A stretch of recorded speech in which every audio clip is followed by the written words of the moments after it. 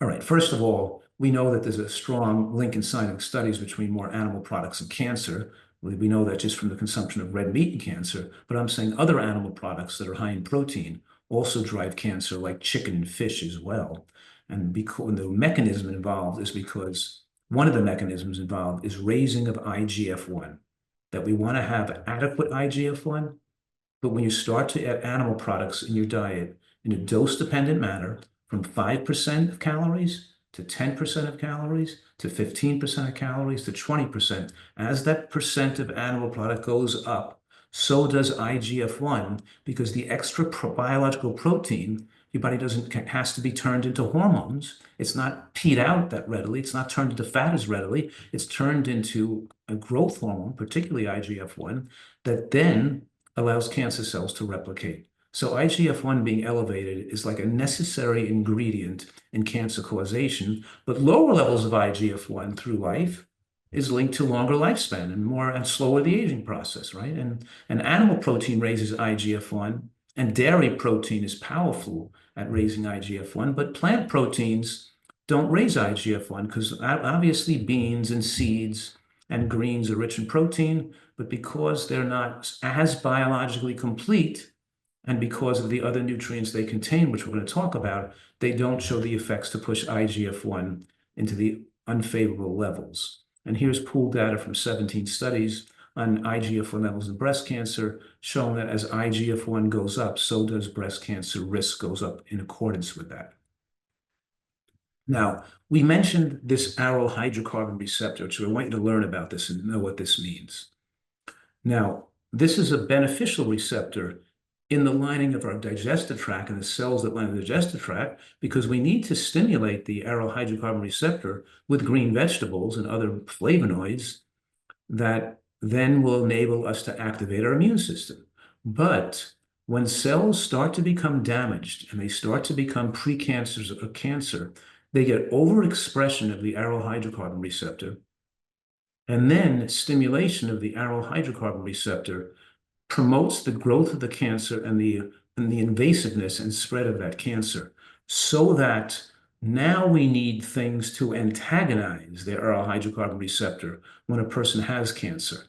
So when we're talking here about the fact that we're trying to prevent cancer and we're trying to make a person live when they have cancer or stop the spread of cancer. By the way, about half of all people over the age of 60 have cancer cells in their body. So everybody, half the people have, if they've eaten unhealthily, they have these, they've upregulated their aryl hydrocarbon receptors, right? So precancerous cells start to upregulate the aryl hydrocarbon receptor. You get overstimulated this receptor to make tumors grow. And these plant foods that have a beneficial effect on activating the aryl hydrocarbon receptor in the gut have an antagonistic or anti-receptor stimulating effect in cancer or abnormal tissues or tumors. This is really a new fascinating finding in the history of science, that how important the overgrowth of the aryl hydrocarbon receptor and these things that stimulate it are promoting death from cancer.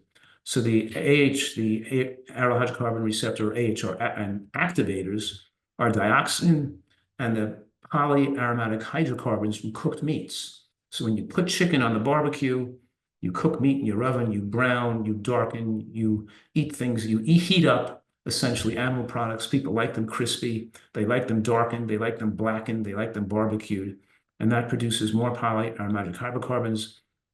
And the more chemicals in our environment, the more we stimulate and activate the AHR to metastasize.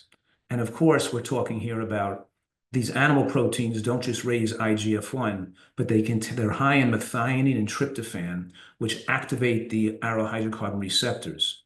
And then the tryptophan is converted in the cell, in the abnormal cell, into kynurenine. Kynurenine is a toxin that suppresses immune defenses in cancer cells and also allows cancer cells to become invasive and spread. And so we dial up these risks in the cancer cell when we feed them animal fat with the CD636 receptor, and more methionine and tryptophan and animal protein drives up the risk of cancer becoming invasive and really interferes with and defeats the ability of therapies like anti-stress therapy, like chemotherapy in an aggressive cancer if it's needed.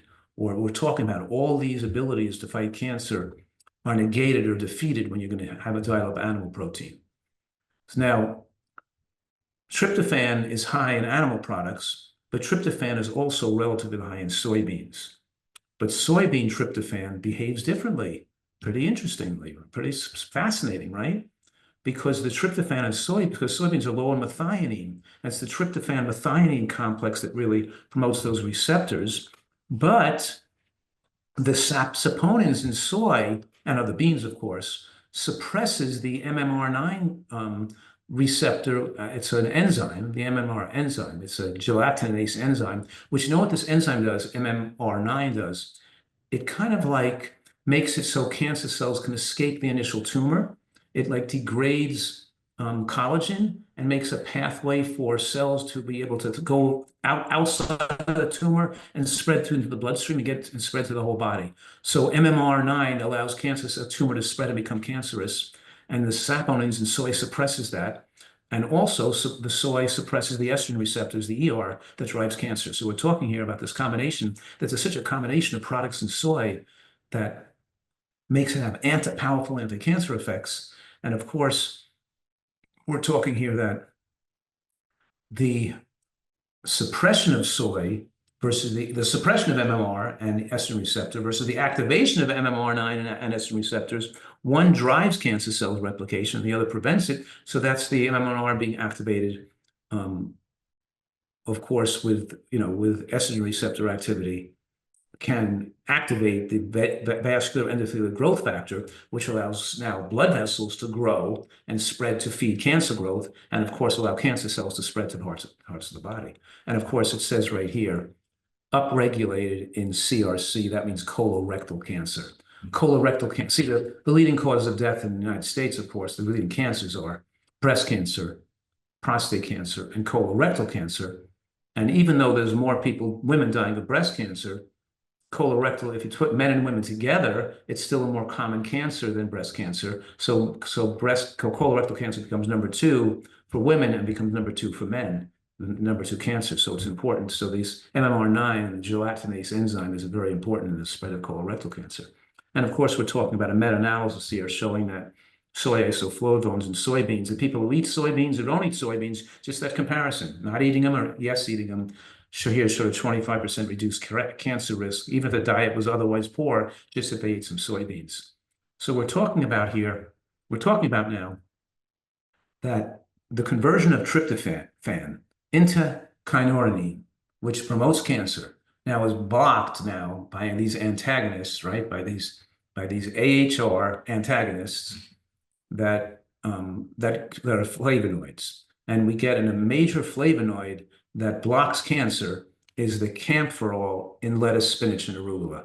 So these raw green vegetables and you get much more of it raw. When you start to cook the spinach, you almost get none.